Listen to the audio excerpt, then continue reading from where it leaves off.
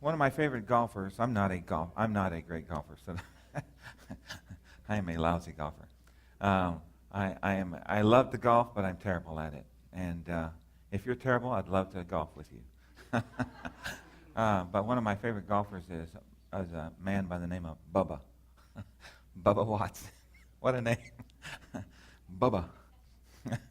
Bubba Watson is phenomenal talent. He is a naturally talented golfer. But to tell you the truth, he is weird. He has never taken a golfing lesson in his life. But a couple of months ago, he won one of the most prestigious golf tournaments in the world. Won $1.5 million for his 4 days of play. This guy is phenomenal. The problem is he is so unique. He is so different. He sticks out like a sore thumb. He is so different. But you know what? He's at peace with it. He's okay with it because he doesn't spend too much time worrying about what other people might think about him. He has already decided simply to be himself. You see, Bubba, I believe he's from Georgia, but Bubba, as a golfer, he never takes a lesson. He doesn't have a golf pro. He's never been taught. He taught himself. He could probably win many more tournaments if we would just get lessons and learn better. But he can't. He can't do that because Bubba suffers from ADHD in a most profound way. In a most profound way. When Bubba is walking from hole 1 to hole 2, for example, and let's say it's about 200 yards of a walk or 300 yards of a walk to get where he needs to go, he'll be talking with his caddy. And once in a while, he'll start talking to his caddy, and he'll say something like, "Hey, did you know that that iPhone, the 4G, is just coming out? It's a phenomenal phone." And his caddy is going, "Bubba, we're going towards hole 2." And he says, yeah, and it's a great phone. We ought to go get some. And he starts walking off towards the car, literally. I'm telling you the truth. This guy, he is so pulled in so many different directions. But he is a gifted golfer. When he won a couple of months ago, he bawled like a baby. He's emotional. He's a free bird. He is who he is. And he's not afraid to be different. That's our theme this morning. Are you afraid to be different? Well, it might be this morning that you're afraid not to be who God called you to be. God called you to be unique and different. And we could probably spend 2 or 3 months with this idea. I want you to consider this morning the words that Jesus said. Jesus said, "Which one of you, when he wants to build a tower, does not first sit down and calculate the cost to see if he has enough to build it?" Essentially, is what he's saying. So Jesus is asking his disciples, I've got a plan for you, and I want you to go a particular direction in your life. But before you go, I want you to calculate. This is where we get the word calculus. Calculus is a word from the ancient language that means stones. They used to take stones and ascribe values to them. What you're looking at is an object called the abacus, and each rounded stone has a certain value. When I used to go to Chinese stores in the Philippines, many Chinese stores and many of the Chinese own the businesses in the Philippines, they would calculate the change or the cost of the item, of the different items that I would buy with this object up here. And they would move the stones, and they could go faster than a calculator. You watch them, and you're just amazed at how they could do this and move all the stones and calculate the cost of all the items that I put on their stand right in front of them. And they move all these stones and say, $25 or 25 pesos or whatever they would say. And I would say, okay, 25 pesos. And they would count out the change real quick if I gave them a 100 peso bill. God is asking you to move the stones. In other words, take the pebbles and the values of each stone. Ask yourself, what is it going to cost me to do what I need to do? We all need to count the cost. We all need to consider what it might cost to do what God called us to do. If you're afraid to be different, you will never calculate the cost. You'll ignore it. You'll pretend like it's not there. One of the things that drives me crazy about Bubba is that he takes it for granted that he needs a teacher. The boy needs a teacher. The young man needs a teacher to improve. He could probably win 20 tournaments easily. That's what they say. All the greats say about Bubba. You know, this kid, he could... But Bubba's like, let's go to Walmart. And you know what? I kind of like that about him, because not that he's a free bird. It's not that. It's just that he has decided he's going to be happy. He's going to be himself, but he's going to do what he likes, and he's going to go after it, and he's going to go all in, so to speak. And it may be that the people and the announcers are talking about him. You should just watch him once in a while, and you'll notice some quirky things about him. And you might hear some things that are critical of him. But then you get a look at this fella, and you begin to look at him, and you begin to realize, you know what? It's not that he doesn't care. It's just that he's already moved the stone, so to speak. In Matthew chapter 13, verses 45 to 46, the kingdom of heaven is like a merchant seeking fine pearls and finding one of great value. And he went and sold all that he had. He sold everything to buy it. And again, here you have this idea of someone deciding that, well, this is what I need to do. This is where I need to be. God has called me to do this. God has called me to say this. Sometimes you have to say really difficult things. And you have to back up and ask yourself, have I moved the stones? And have I ascribed a value to all the stones? What will it take? What will it cost? You can avoid that. You can say, well, I'm not going to do that. I'll just avoid it, and I'll pretend like it doesn't cost anything or that it's not a big deal. It is a big deal. My wife and I have been working to buy a new car. Not a new car, an old car. And so I went to an auction and I bought an old car. It's going to be our new car.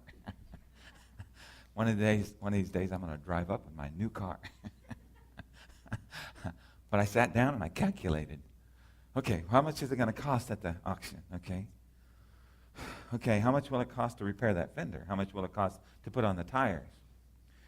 We took our van, our existing van, which is a sight for sore eyes. We took our existing van down to a dealer, and we almost signed on the dotted line to buy a car for $10,000, $12,000.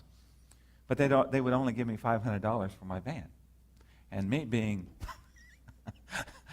a good calculator, I said, no way it's worth more than that, I think. And I refused to buy, because my car is worth more than $500. We all have to go through calculations. We all have to decide. We all have to consider what's it going to cost and what will I need to do. Part of coming to church and being at church is once in a while hearing things that might challenge you, and it might even hurt a little bit. It might be somewhat offensive, but that's part of the cost that you bargain for, so to speak. And for all of us, it's just part of what we do.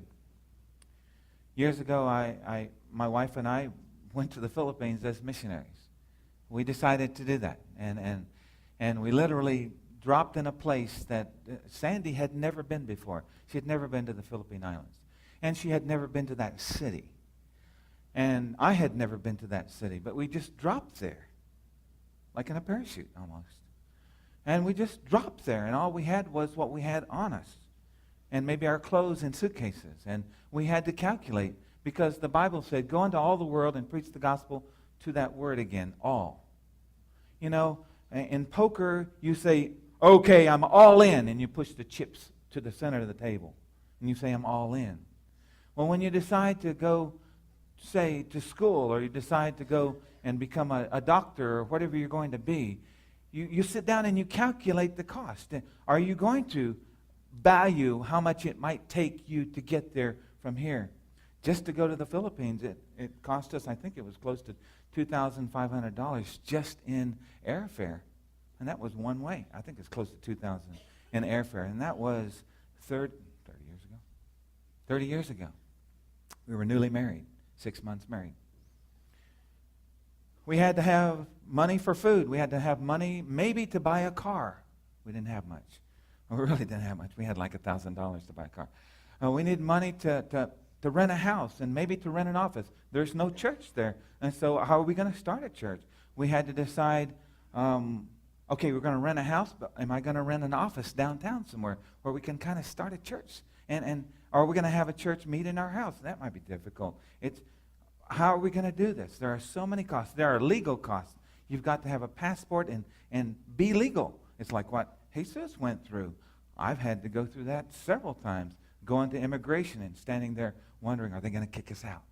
Are we going to get to stay? And very interesting experiences in that way.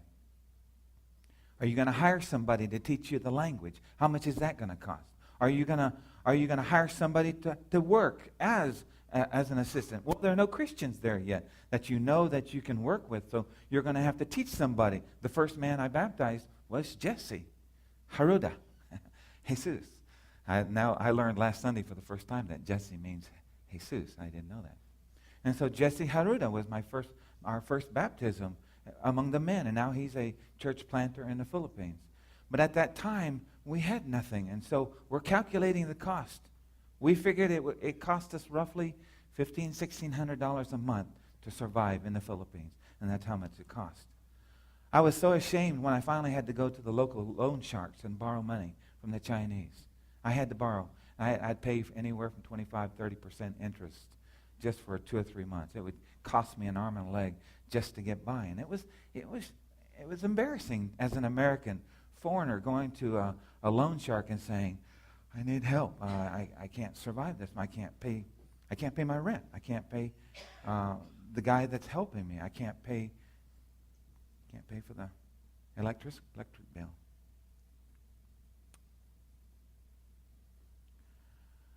I think you need to ask yourself,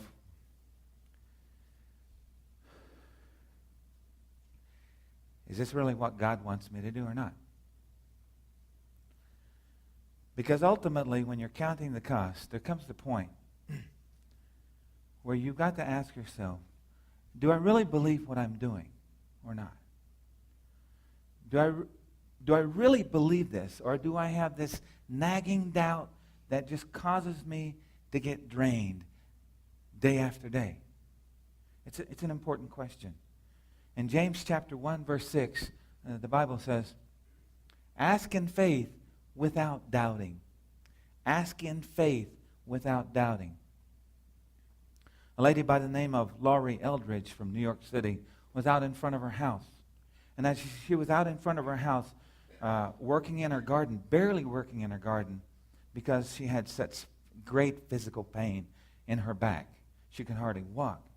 But she loved to plant little plants like vegetables. And as she looked up, she saw an 82-year-old lady in a car on the railroad tracks, stuck. And she says that this lady had eyes this big, and she was literally just screaming through her eyes, save me. And she looked at her, and she thought, oh my God, she's going to die, because she could see the train coming. She saw this train coming, and she's sitting there going, oh God, I don't know what to do. God, I do know what to do, but give me strength. God, help me save this woman. And literally, she ran across the road, ran up to the car, and pulled this 82-year-old lady. Her name, by the way, is Angeline Pascucci is her name, 82 years old. Pulled her out of the car and got her on the other side of the tracks as the train hit this car. Saved her life. The Carnegie Commission on Valor gave her an award and honored her for her great feat. But you know what she said? She said, I just had to come to that point where I had no doubt in my mind this is what God wanted me to do. I prayed, God, help me save this woman. Her eyes were screaming, save me. The remarkable thing about Laurie is that 10 years ago, she had injured her back, and she had not ran in 10 years. For the first time in 10 years, she ran like a deer to the railroad track and saved this lady. Doubt is something that will eat at you. If you haven't properly counted the cost and come to that point where you can say to yourself, this is right. This is what I got to do. This is where I got to be. This is what I got to say. I told you last week about me not talking to a neighbor. And my neighbor is saying, well, I need to be in church. And me backing up and saying, well, I don't want to be too pushy. What's wrong with that? Something wrong is called doubt in me. Saying, wake up, Mayhue. Slap myself on the face. Get a grip on yourself. You can count the cost here. He's not going to call you an enemy if you put a little gentle pressure on him, which I did yesterday. And maybe one of these days you'll see him walk in. You will love the fellow. He's a great guy. In James chapter 1, verse 6, for the one who doubts is like the surf of the sea, driven and tossed by the waves. When I was in high school, I was a trombonist. I loved playing the trombone. And I started when I was in junior high. Couldn't play football, so I might as well play trombone. So I started playing trombone, and I loved it, and I really practiced a lot. I mean, I was what you call hooked on it, and I would go to concerts and I would copy them, note for note. It was just something I lived for. My father moved up to Purcell, Oklahoma to preach at the church there, at one of the churches in Purcell, Oklahoma. And I joined the Purcell High School band. Purcell is a little town just south of Norman, 13 miles south of Norman, so I became familiar with Thurkill, the band director from OU, and of course Barry Switzer. And one of my best friends became a quarterback at OU and all that. So I was really connected there. And I was just so far into this thing called music. One problem. I had a band director who wasn't. And he was honest. Ron Osborne was a disgruntled band director. And he was honest. You know, he said, I don't really want to do this. What are you here for? My mama made me do it. And she did. Apparently, Ron's mother, and he was a man at that time, I think he was probably in his 40s, 35, 40, and so he was still talking this way, saying, my mother made me do this. And so we'd ask Mr. Osborne, we would say, Mr. Osborne, what would you do if you really wanted to do what you wanted to do? He said, I'd love to design ships that sail out sea. Where did he get that? I have no idea. Well, then get on a ship and go, you know. But he couldn't because he was trapped in this career that he didn't want to do. That was really bad for me, you know, because here was a man who I needed desperately to give me advice. How do you play trombone? The result was Bubba. The result was I became sort of like Bubba. I was on my own, floating, and I developed really bad habits. When I got to college, I had dreams. I was going to go to college, and I joined the band in college. I was part of the band. But as I began to observe, my technique was flawed, seriously flawed. I thought, no way, I can't do this, and I quit. I had to, because really, I didn't have the right technique. I had the will, I had the drive. I would practice 3 or 4 hours a day, but I had a teacher, I had a mentor who had all these doubts, and he didn't want to be there. He didn't want to be there. So he didn't want to teach, and he didn't. Wow, that's really sad. My Bible says in James 1:7, that man ought to not expect that he will receive anything from the Lord. What I'm trying to do is I'm trying to get to a point this morning. I'm trying to bring you to a point. Where am I bringing you? I'm bringing you to a point of that you can become somebody who is so different. But there has to be something so different about your attitude as well. If you're going to be a Bubba, or you're going to be somebody who's pursuing a dream that you want to do, and you do it, there has to be something about you that is so driving different. Ohio State University, there was a study done by researchers in Ohio State University in 2009. What is it about people who dare to be different, who dare to risk their lives for other people, sort of like Lorraine? Why is it they're willing to do that? And this is a very interesting study. This is what they found. They found that those who are willing to dare to risk their lives, all of it, and put in all the chips on the table, so to speak, and to say, I'm all in. You know, have you ever played poker? I'm a terrible poker player, and I haven't played in years and years and years. As close as I've come is dominoes, but I always get beat by Ivory. But poker, you know, I've learned a little bit about it, and there's a certain point in the game when you're playing, you know, and you get to that point where you think you have a really great hand, and you take your hand and you say, okay, I'm all in. You don't go, excuse me, I'm going to hold back 2 chips here just in case I want to eat at McDonald's. You don't do that. No, what you do is you take all the chips and you put them in.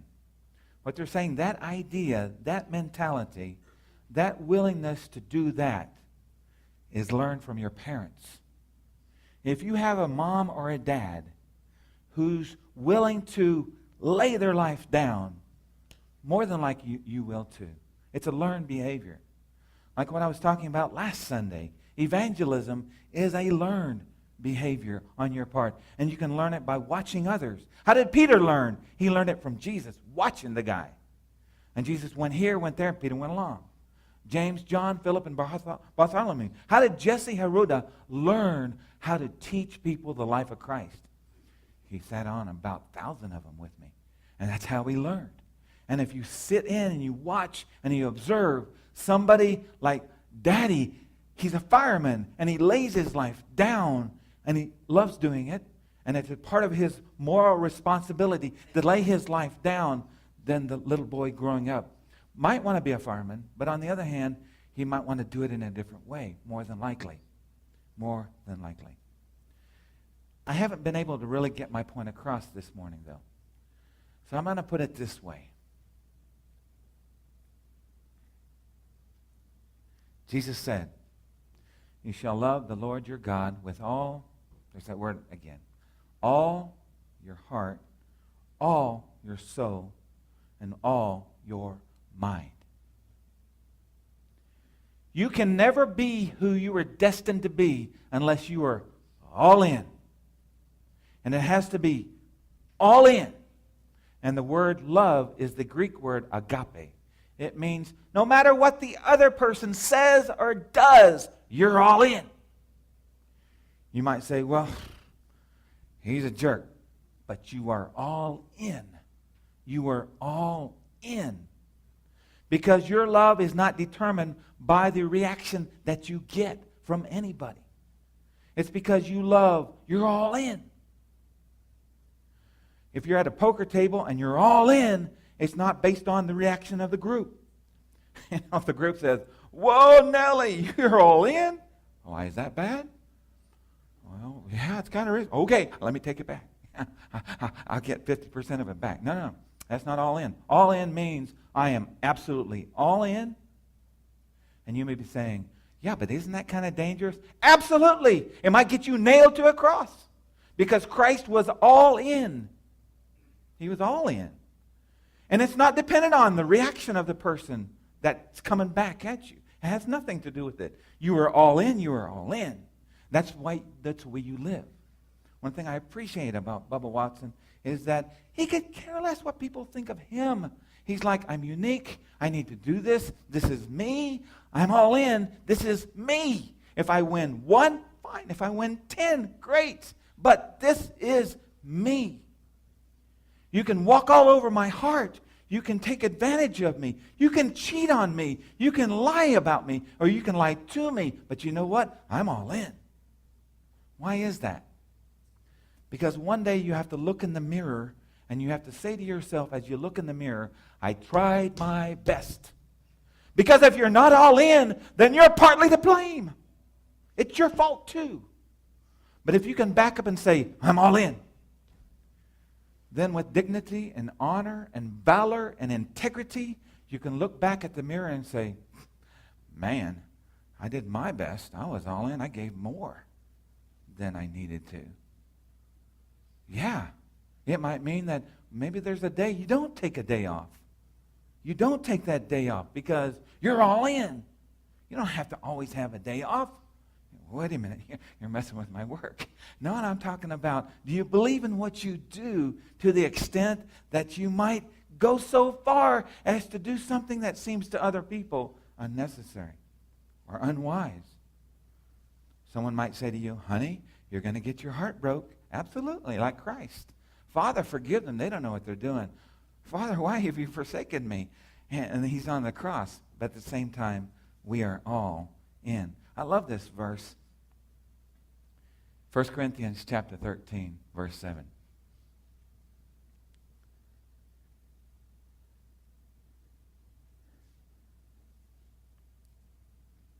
Love covers all.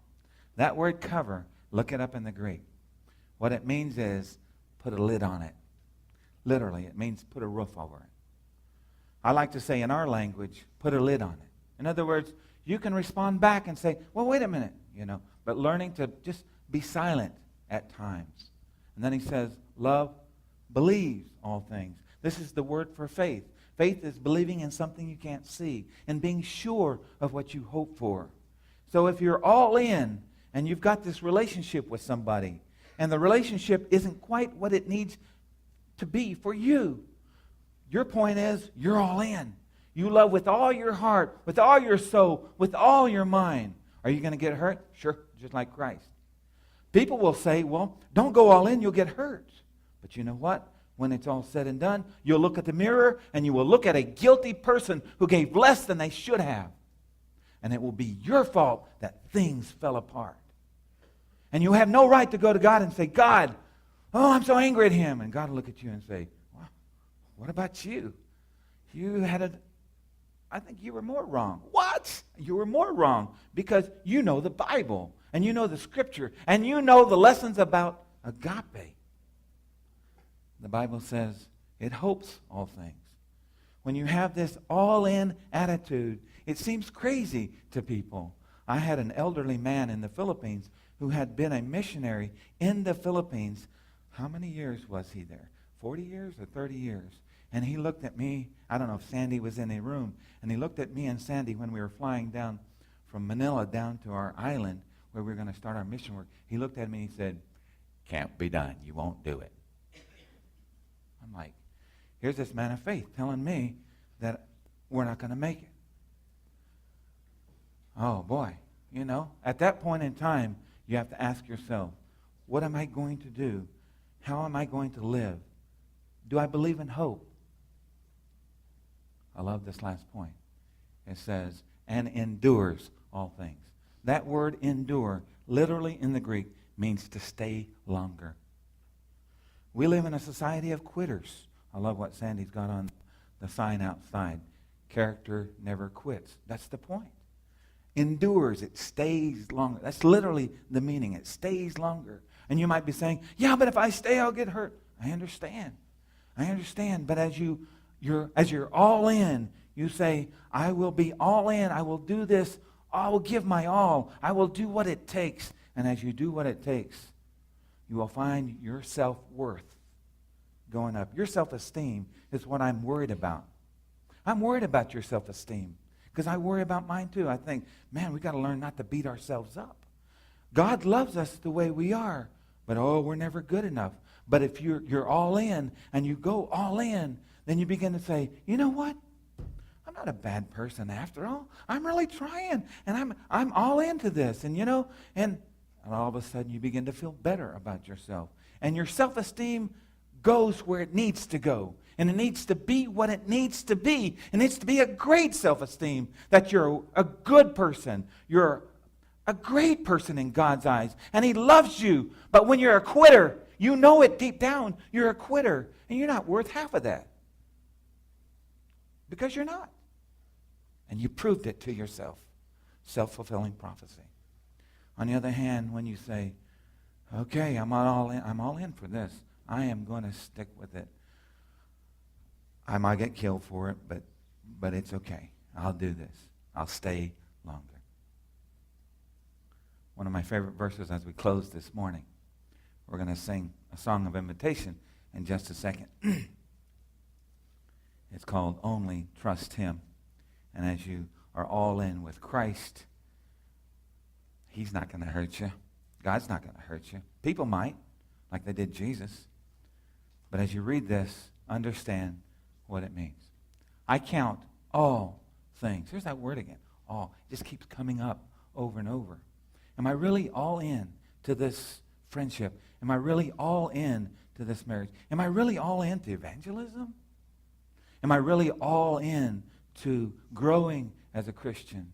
I count all things to be lost in view of the surpassing value of knowing Christ Jesus my Lord, from whom I have suffered the loss of all things and counted them but rubbish. Stephen is a bus driver. He's a bus driver in New York City. A lot of our stories come from New York City. I guess they have a lot of problems. But Stephen was coming home from work. It was in the evening. And as he came down the road to his house, he noticed a bunch of people standing out by the apartment where he lived. As he looked up, all these people are sitting there looking up. And he looks up and he sees a 7-year-old girl standing, dancing on a window air conditioner unit. Now, those of you who know what that is, window air conditioner, we've got one right outside the door as you go out on the right side. Picture that up 3 stories. And she's dancing on it. Da-da-da. And people are like, stunned. Stephen is one of those guys who decided that, you need to do something. He's one of those all-in type of guys. And as he walked towards the apartment, he began to walk faster because he began to see this girl dancing on this air conditioner. And he's just imagining the worst. He's just hoping that he can get there in time if she falls off. Or maybe she's going to jump just to have fun. And as he begins to walk towards the house, he begins to say this prayer. God, please don't let me miss her. God, please don't let me miss her. God, please don't let me miss her. I can't miss this little girl. God, please don't let me miss her. And he runs towards the apartment. As he gets right under her, she slips and falls. And she begins this free fall. And it's not that far. It's only about 3 stories. Some of you are going, what? 3 stories doesn't sound high, does it? And as he gets there, he catches her. And she doesn't have a scratch on her. And he's just elated.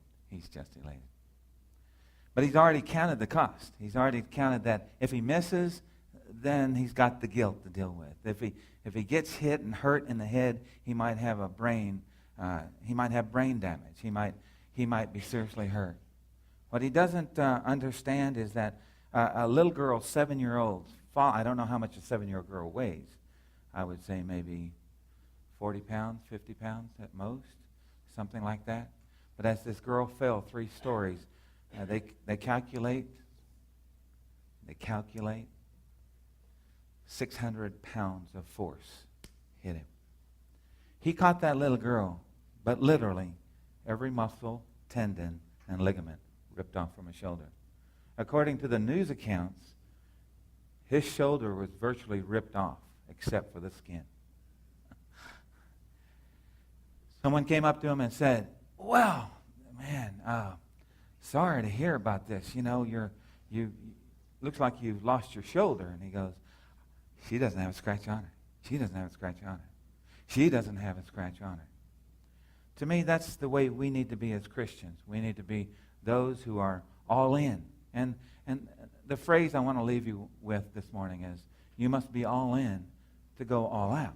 Because if you're going to go all out, you've got to have put it all in. Otherwise, you're going to find yourself really dying on the vine. If a vine is going to bear fruit, it has to be all in the vine. If grape is going to come from a branch, it has to be in the stem, all in. If it's just partly in, it's not going to work as well. Eventually, it's going to die. Eventually, you'll find yourself not putting yourself into it wholeheartedly. It may be that you've got a relationship, you've got people you work with, and my suggestion is this. Love God with all your heart, soul, and mind. Love with all. Just go, love. Do it. Just love. You're responsible to them, not for them. You're responsible to them, not for them. And what they think of you is none of your business. Just go, just do it. Love them with all your heart. That'll be hard, because you might get hurt, kind of like Jesus. But that's okay, because that's what we're here for. Eventually, as we make a decision to follow Christ, we make a decision to suffer like him at times, or to put ourselves out there. But when you wake up in the morning, you can look in the mirror and say, you know what? I'm trying. And, I feel good about myself. We beat ourselves up too much, and we destroy our self-worth. And sometimes we do it not meaning to and not understanding. But this morning, I invite you this morning to only trust him. And that word only means trust him all. That's really what that means. Let's be all in. We're going to sing this song, and it might be this morning that you're ready to make a decision. You're ready to give your life to Christ. You're ready to put him first.